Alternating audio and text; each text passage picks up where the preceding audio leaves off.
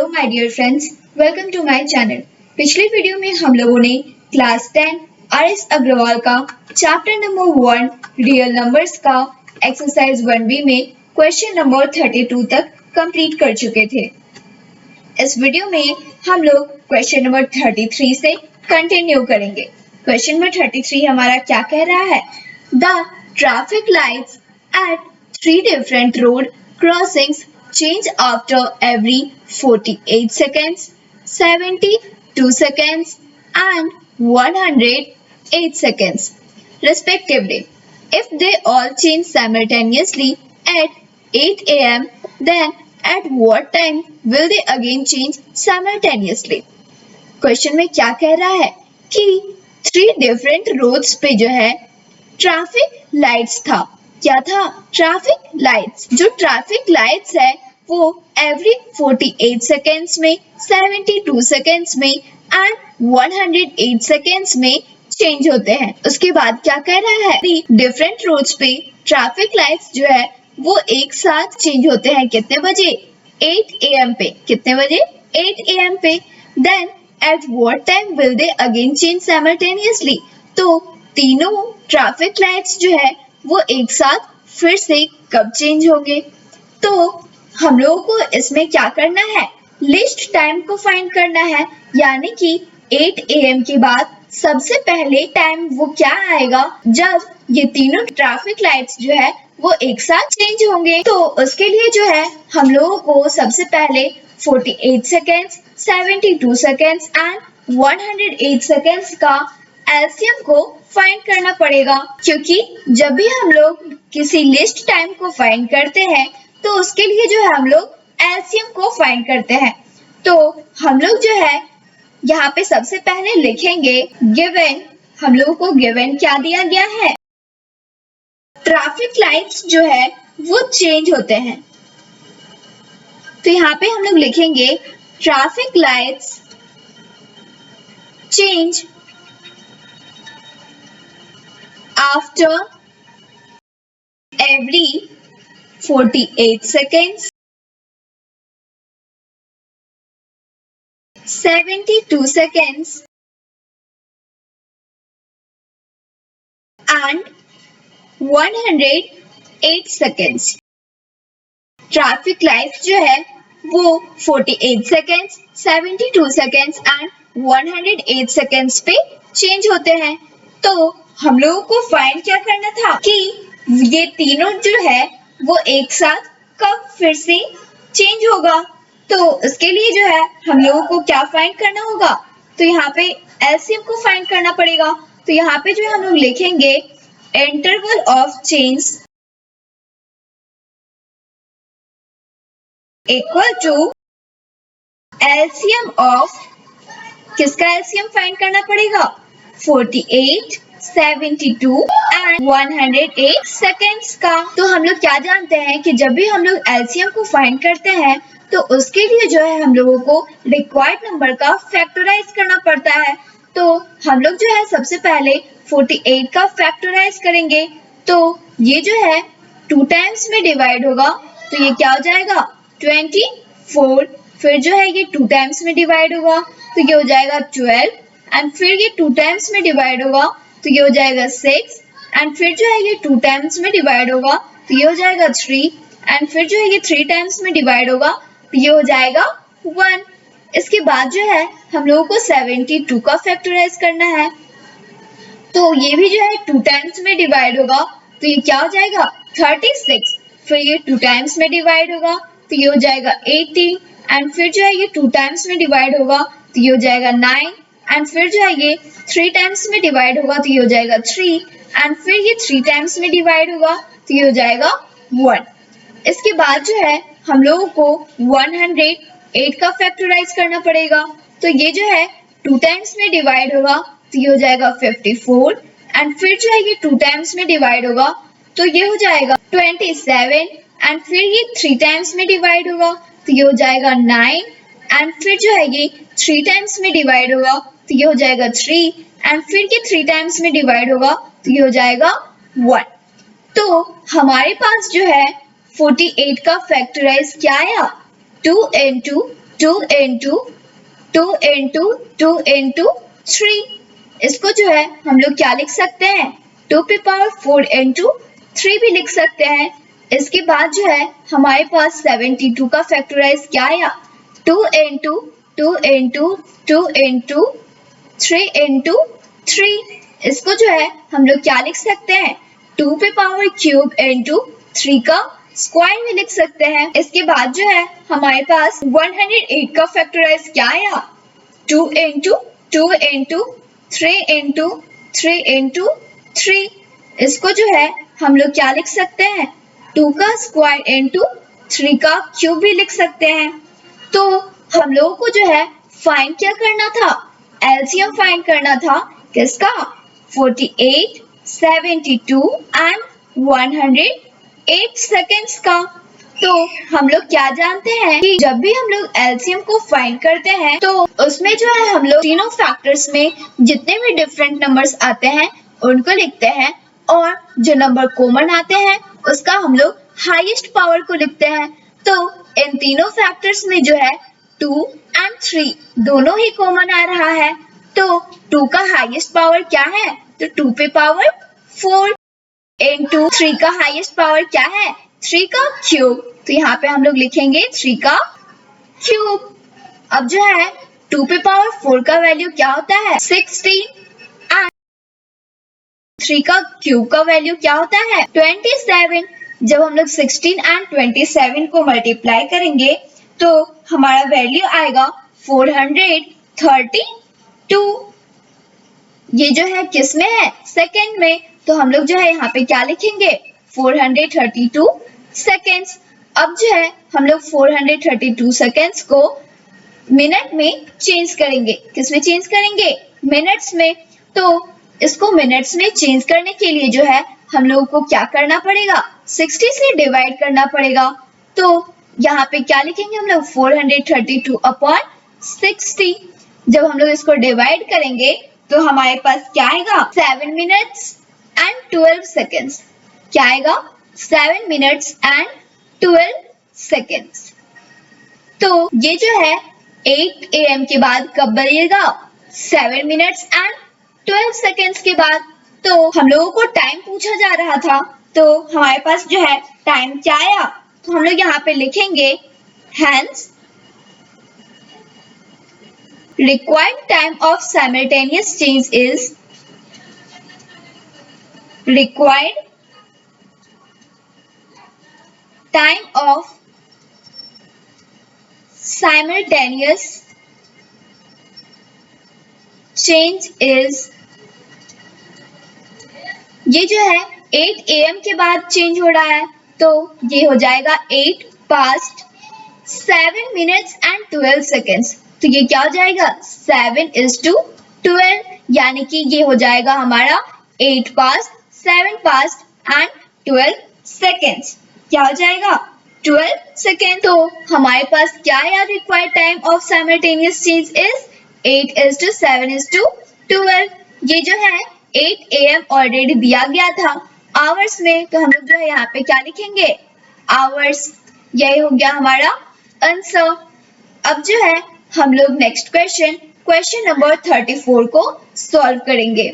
तो question number 34 हमारा क्या कह रहा है, 6 bells commence tolling together and toll 8 intervals of 2, 4, 6, 8, 10, 12 minutes respectively.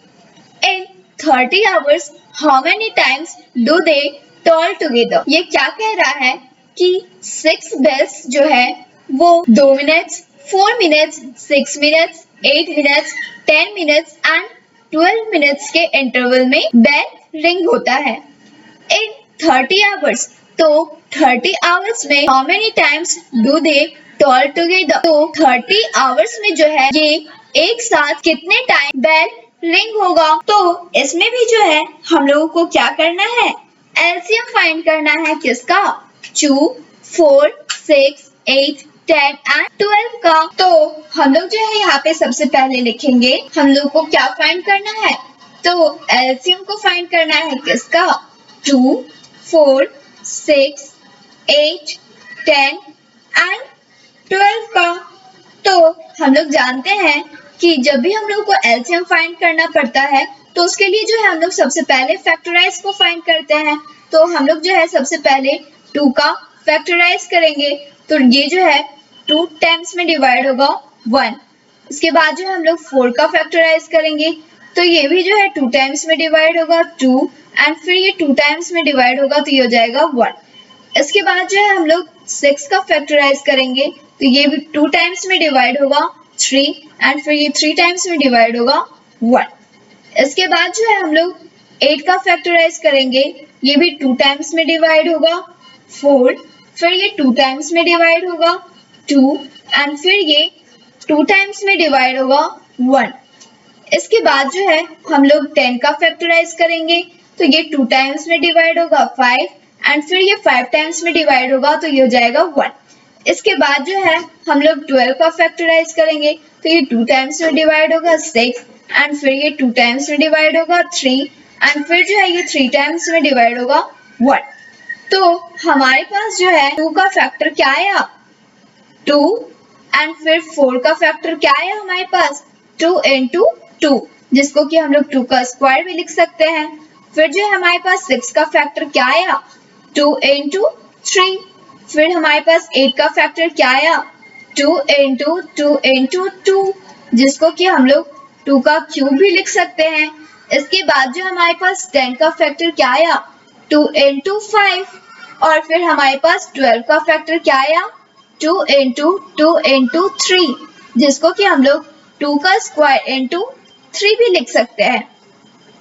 तो हम लोगों को जो है एलसीएम फाइंड करना था, तो हम लोग यहाँ पे लिखेंगे hence LCM of 2, 4, 6, 8, 10 and 12 equal to. तो हम लोग क्या जानते हैं कि जब भी हम लोग एलसीएम को फाइंड करते हैं तो हमारा जो फैक्टर्स आता है उसमें जो है हम लोग सारे डिफरेंट नंबर्स को लिखते हैं, और जो नंबर फैक्टर्स में कॉमन आते हैं उसका हम लोग हाईएस्ट पावर को लिखते हैं।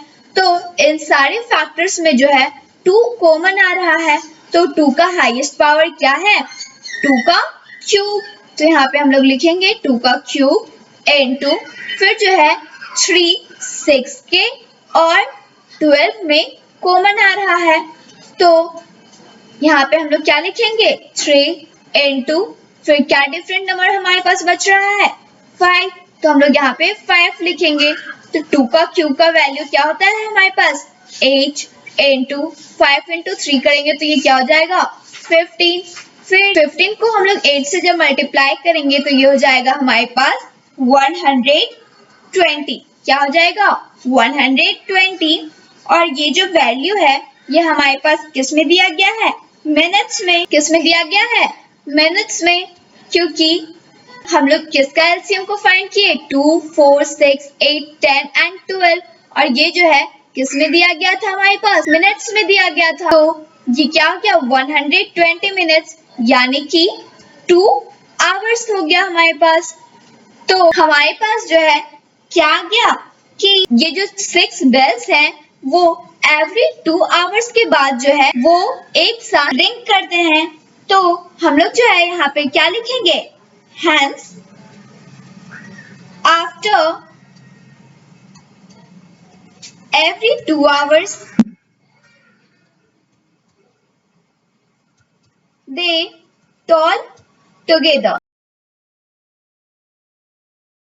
अब जो है हम लोग को क्या फाइंड करना था इन 30 आवर्स। तो 30 आवर्स में जो है ये इतने बार रिंग करेंगे, तो हम लोग जो है यहाँ पे लिखेंगे रिक्वायर्ड नंबर ऑफ टाइम्स। क्या लिखेंगे required number of times equal to 30, क्योंकि हमारे पास क्या दिया गया है 30 आवर्स में, और हमारे पास क्या आया कि प्रत्येक 2 घंटे में ये 6 बेल्स जो है वो एक साथ रिंग करेंगे। तो 30 में जो है हम लोग 2 से डिवाइड करेंगे प्लस 1, क्योंकि प्रत्येक बार जो है वो 2 घंटे में एक साथ रिंग होगा। तो हमारे पास क्या इक्वेशन आया 30/2 प्लस 1। फिर जो हम लोग इसको सॉल्व करेंगे तो 2 क्या हो गया हमारा यहाँ पे एलसीएम, तो ये हो जाएगा 30 प्लस 2 इक्वल टू 32/2। फिर जो है ये डिवाइड हो जाएगा तो ये 16 टाइम्स में कंप्लीटली डिवाइड होगा। तो ये क्या आ गया हमारे पास 16 टाइम्स। क्या आ गया हमारे पास 16 टाइम्स। यही हमारा क्या हो गया आंसर। अब जो है हम लोग नेक्स्ट क्वेश्चन नंबर 35 को सॉल्व करेंगे। क्वेश्चन नंबर 35 हमारा क्या कह रहा है, so that 6 to the power n can never end with 0 for any natural number n। हम लोगों को शो करना है कि 6 to the power n जो है उसका वैल्यू कभी भी 0 से एंड नहीं होगा, जहां पर कि n का वैल्यू जो है वो कोई भी नेचुरल नंबर्स को हम लोग ले सकते हैं। तो सबसे पहले जो है हम लोग 6 to the power n का फैक्टर्स निकालेंगे। तो ये जो है 2 टाइम्स में डिवाइड होगा तो ये क्या हो जाएगा 3, एंड फिर जो है ये 3 टाइम्स में डिवाइड होगा तो ये क्या हो जाएगा 1। तो हमारे पास जो है 6 to the power n का फैक्टर्स क्या आया 2 into 3 to the power n। क्या आया 2 into 3 to the power n। ये n जो है वो 2 पे भी पावर है एंड 3 पे भी पावर है, तो हम लोग जो है इसको 2 to the power n into 3 to the power n भी लिख सकते हैं। तो 6 to the power n का जो फैक्टर्स है वो सिर्फ और सिर्फ 2 एंड 3 आया। और हम लोग क्या जानते हैं कि किसी भी नंबर्स का जब हम लोग फैक्टर्स निकालते हैं उसके लास्ट में 0 वैल्यू आता है, उसके फैक्टर में 5 आना चाहिए, लेकिन 6 to the power n के फैक्टर में हमारे पास 5 नहीं है। इसका मतलब 6 to the power n का वैल्यू जो है कभी भी 0 से एंड नहीं हो सकता है। तो हम लोग जो है यहाँ पे सबसे पहले लिखेंगे दिस shows that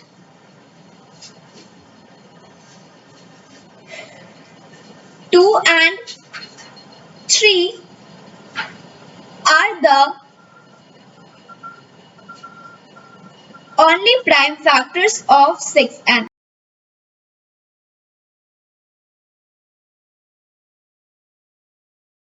तो हम लोग यहाँ पे क्या लिखेंगे, hence 5 is not a factor of 6n, not a factor of 6n। 5 जो है वो 6 to the power n का फैक्टर नहीं है। तो इसका मतलब क्या हुआ कि 6 to the power n का जो वैल्यू है वो कभी भी 0 से एंड नहीं होगा। तो हम लोग यहाँ पे क्या लिखेंगे, hence 6 to the power n can never end with 0।